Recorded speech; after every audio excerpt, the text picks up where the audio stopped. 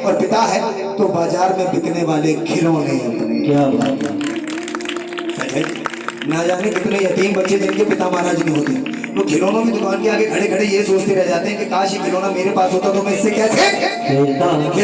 देखा गया ऐसा बच्चों को एक शिकायत अपनी माँ से हमेशा रहती है, माँ पापा जी शायद मुझसे प्यार नहीं करते, क्योंकि मैं जब भी पापा के गले लगने की बात सोचती हूँ पापा भैया को गले लगाते हैं और गले लगा के काम पर निकल जाते हैं। ये शिकायत सबसे ज्यादा बेटियों को होती है कि माँ पापा शायद मुझसे प्यार नहीं करते। कैसा होता है पिता, सुनो जरा, अगर समझ में आ जाए ना, एक सच्चा उदाहरण देने जा रहा हूँ कैसा होता है पिता। अगर इस उदाहरण में समझ में आ जाए कि कैसा होता है पिता, उनके सम्मान में आप सच्ची वाली ताली जरूर बजाना। मैं सच बताऊं, मैं भी यहाँ से गाते गाते गिर जाऊं, भले मेरे को चोट आए या ना आए, लेकिन मेरे मुंह से सबसे पहला शब्द निकलेगा क्या? माँ। क्या निकलेगा? माँ। जितनी भी संगत यहाँ पर विराजमान है, किसी घटना के चलते उनके खरोच भी आ जाए, उनके मुंह से सबसे पहला शब्द निकलेगा क्या? माँ। लेकिन मैं सच कह रहा हूँ साहब, अगर हाईवे पर मोटरसाइकिल से जा रहे हो और बराबर से तेज तलाक ट्रक छूता हुआ निकल जाए, मुंह से कुछ नहीं निकलता सिवाय शब्द के क्या? अरे बाप रे, बच गए। इस बात का सच्चा प्रमाण है कि हमें छोटी छोटी परेशानियों से हमारी माँ बचाती है, और जब भी कोई बड़ी परेशानी आती है ना प्यारे, तो उसके आगे हमारा पिता ही आकर खड़ा होता है। ऐसा होता है पिता। कहने का मतलब सिर्फ इतना है कि भजन में एक बेटी की बात उसके पिता से कराने जा रहा हूँ, एक पिता की बात उसकी बेटी से कराने जा रहा हूँ, उस पिता की बात उसकी उस बेटी से कराने जा रहा हूँ जो पिता घर में बेटी होते हुए भी कभी उसको उसके सामने प्यार नहीं जता पाता। लेकिन क्या आपको मालूम है, आपके वही पापा आपके पीठ पीछे समाज को क्या संदेश देते होंगे? जो समाज बेटियों से नफरत करता है, बेटियों को बहुत समझता है, सुनना चाहेंगे? आइए सुनिएगा। लेकिन इस भजन को गाने से पहले छोटी सी गरी और बता दो। रात भर आप अपने नाम की अरदास कराते हो कि भैया मेरे नाम की अरदास लगा दो, मेरे नाम की अरदास लगा दो। ना जाने क्यों हम उस सच्चे भगवान को भूल जाते हैं जिसकी कोख से हमने जन्म लिया होता है, जिसके हाथ के नीचे पलकर हम बड़े हुए होते हैं। कौन से हैं वो सच्चे भगवान? हमारे माता पिता। अगर अरदास करानी हुआ करे तो सबसे पहले उनके नाम की कराया करे साहब। कहते हैं दीवारें खड़ी कर ली और उस पर छत नहीं पड़वाई, क्या वो घर कहलाएगा? नहीं कहलाएगा, खंडर कहलाएगा। कहते हैं छत पिता को कहा जाता है, और जो दीवारें होती है ना वो माँ कहलाती है, जो हमें समेट कर रखती है। इसलिए अगर अरदास करानी हुआ करे तो सबसे पहले अपने माता पिता की लंबी उम्र की कराया करो।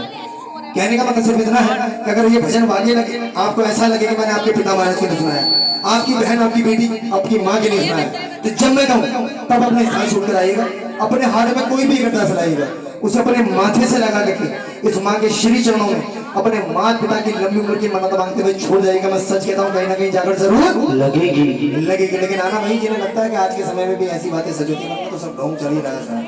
आइए सुनिए क्या कह रहे हैं आपके पापा।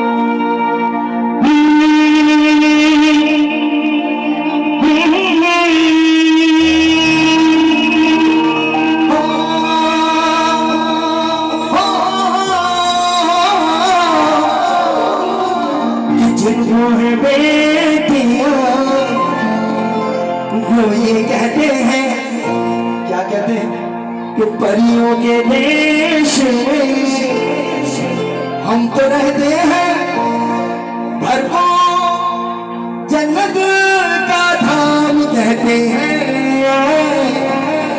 अच्छा लग रहा है जी भजन, पूरा करें लेकिन शर्त देंगे। अब ताली को नहीं बजाना, ताली जब बजाना जब ये भजन तुम्हें पसंद आए, वो भी मेरे लिए नहीं, अपने अपने माता पिता के लिए ताली बजाएगा, इस माँ के लिए ताली बजाएगा, आज ने पंडित जी जागरण पार्टी के लिए ताली बजाएगा, मेरे भाई के लिए ताली बजाएगा, साउंड वाले भैया के लिए ताली बजाएगा, और अंत में शख्स के लिए ताली बजाएगा जिसकी वजह से आज की रात्रि में इतनी औकात की मैं आपके सामने गा रहा हूँ, यानी कि मेरे आदरणीय गुरु जी श्री राम गोपाल सैनी जी, वो भी जब ये भजन आगे लगे तो मैंने आपके पिता महाराज को सुना। आइए सुनिए क्या कह रहे हैं आपके पापा।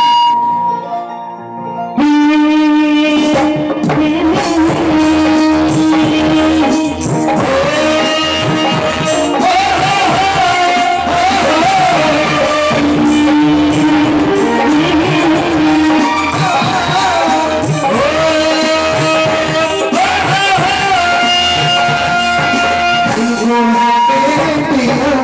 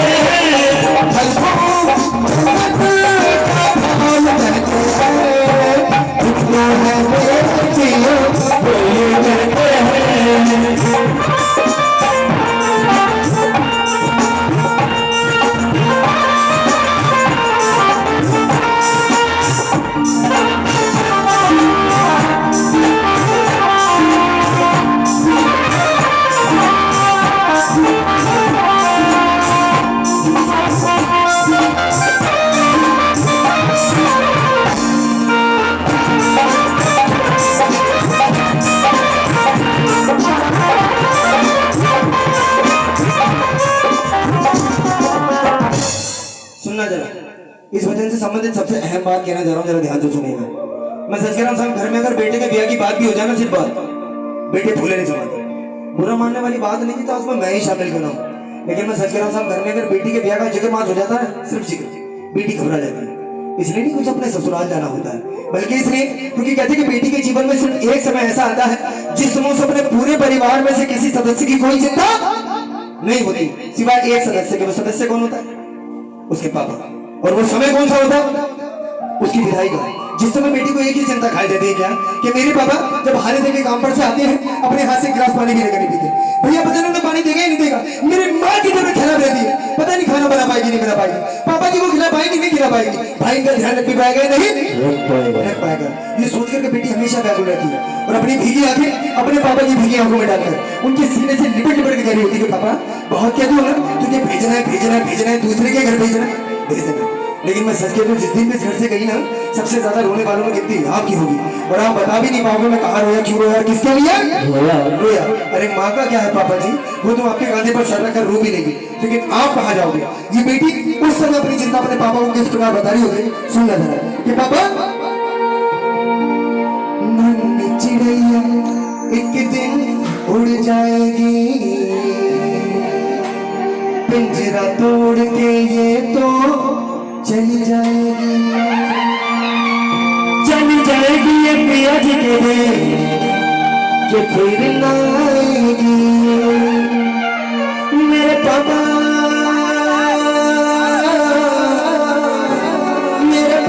तो खड़े खड़े पे देखते रह जाओगे, चली जाऊंगी मैं पिया जी के फिर ना। रोनी होती है, सिसक रही होती है, और अपने पापा से एक ही बात कह रही थी कि पापा नन्ही सी गुड़िया रहती मैं नन्ही सी गली, आ जाएगी जब विदा होने की घड़ी। मेरे पापा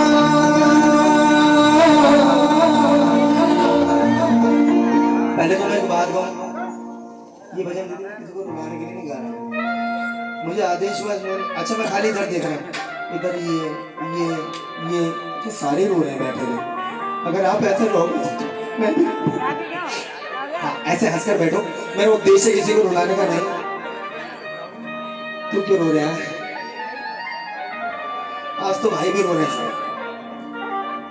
मेरा उद्देश्य किसी को रुलाने का नहीं है, सिर्फ आपके पापा का प्यार आप तक पहुंचाने का।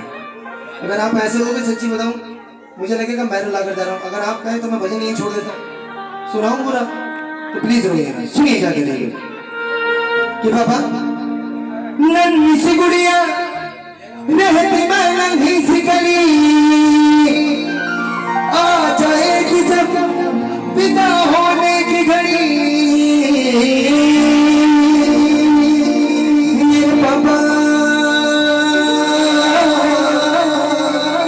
मेरे पापा तो खड़े खड़े पे देखते रह जाओगे, चली जाऊंगी मैं पिया जी तेरे कि फिर ना आऊंगी। कहते हैं बेटे के सामने पिता रोता रहे गिड़गिड़ाता रहे, उस पर असर पड़े या ना पड़े, लेकिन बेटी ससुराल जाने के बाद भी अपने पापा के फोन से, ये घंटी से, रिंग से समझ जाती है कि मेरे पापा खुश हैं या फिर परेशान। जाते जाते भी अपने पापा से एक वचन ले रही होती है कि पापा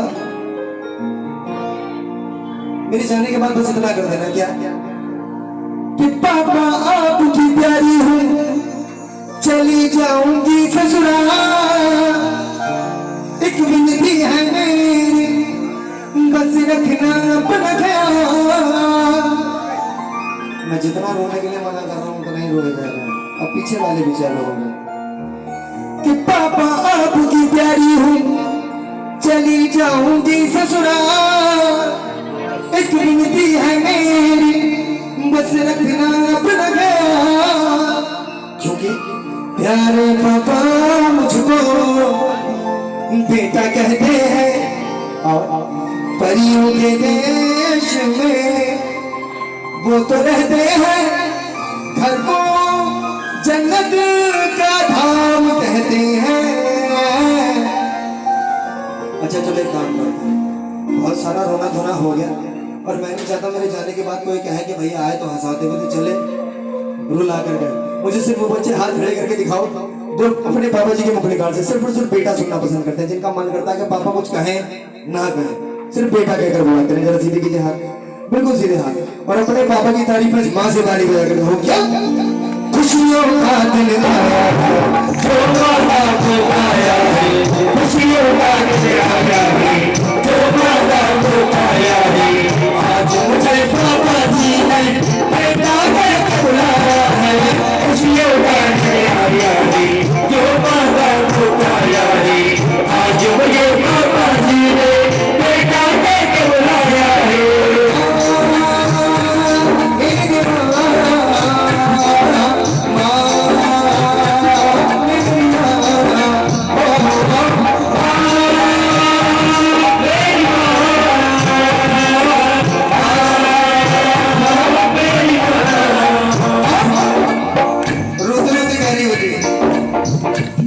पापा जी जहाँ मर्जी करो, इतनी आसानी से पीछा नहीं छोड़ूंगी आपका।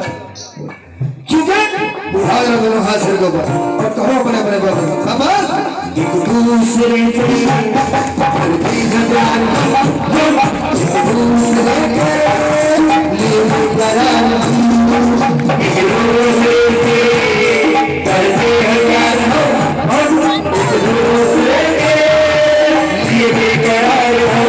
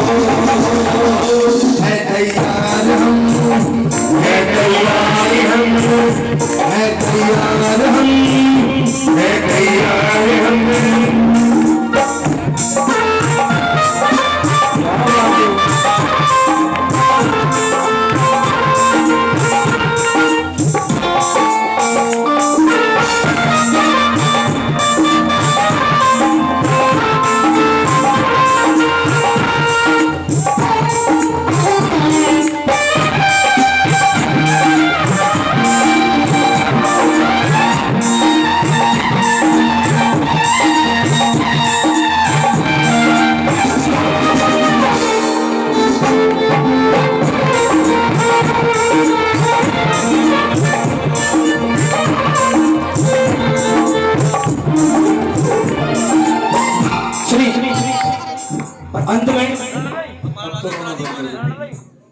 सारे रोए जा रहे। अपनी वाणी को विराम देते हुए बस इतना कहूंगा साहब, कहते हैं कि बेटे भाग्य से मिलते हैं, बेटे भाग्य से मिलते हैं, सच है ना? लेकिन ये भी तो सच है कि बेटियां सौभाग्य से मिलती। कितने भक्तों के पास ऐसा लगती है कि बेटियां सौभाग्य से मिलती। सीधी नीचे हाथ और अपनी माँ बहन बेटी की तारीफ बस माँ से तारीफ बजा के कहिएगा, लाखों मन्नतों से हो बेटी का, लाखों मन्नतों से होती एक बेटी का, बेटी तुलसी नहीं का, लाखों मन्नतों से होती एक बेटी का, बेटी तुलसी नहीं का। क्योंकि इनके कुमकुम कदम